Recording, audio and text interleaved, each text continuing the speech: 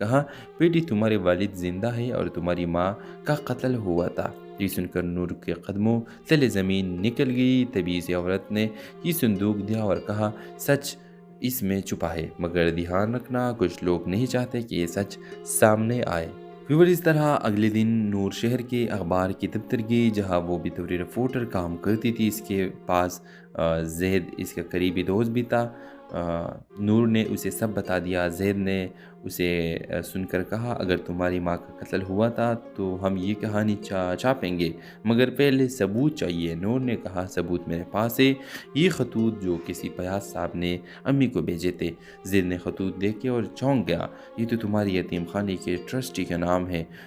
نور کے لیے یہ نیا جھٹکا تھا۔ وہ شخص جس نے اسے پالا، شاید اس نے اس کی ماں کی جان لی۔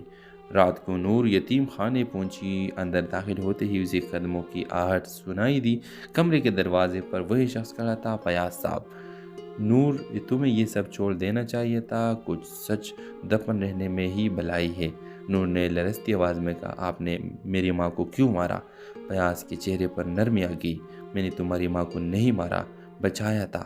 تمہاری والد سیاست میں طاقتور انسان تھے، انہوں نے تمہاری ماں پر جھوٹا الزام لگایا اور میں نے تم دونوں کو چھپا دیا۔ نور کے ہاتھ سے صندوق گرا۔ تو پھر میرا والد؟ فیاض نے دھیرے سے کہا، اب بھی زندہ ہے اور وہ تمہیں ڈھونڈ رہے ہیں۔ نور کی آنکھوں سے آنسو بہنے لگے۔ اسی لمحے زید کمرے میں آیا، اس نے سب کچھ ریکارڈ کر لیا تھا۔ کچھ دن بعد اخبار کے شاہ سرخی تھی، سیاست کے پیچھے چھپا ایک راز، ماں کی قربانی، بیٹی کی جیت۔ نور کے چہروں پر سکون تھا۔ وہ قبرستان میں ماں کی قبر پر پھول رکھتے ہوئے بولی، امی، میں نے آپ کا سایہ واپس پا لیا ہے، اب کوئی اندھیرا نہیں رہے گا۔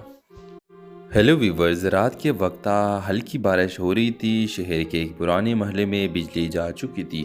اندھیرے میں ایک لڑکی جلدی جلدی دروازہ بند کر رہی تھی۔ نور، اس کے چہرے پر خوف تھا جسے کوئی اس کا پیچھا کر رہا ہو۔ نور کے ہاتھوں میں ایک پرانا صندوق تھا۔ وہ اسے اپنے کمرے میں لے گئی اور تالا لگا دیا۔ صندوق کھلا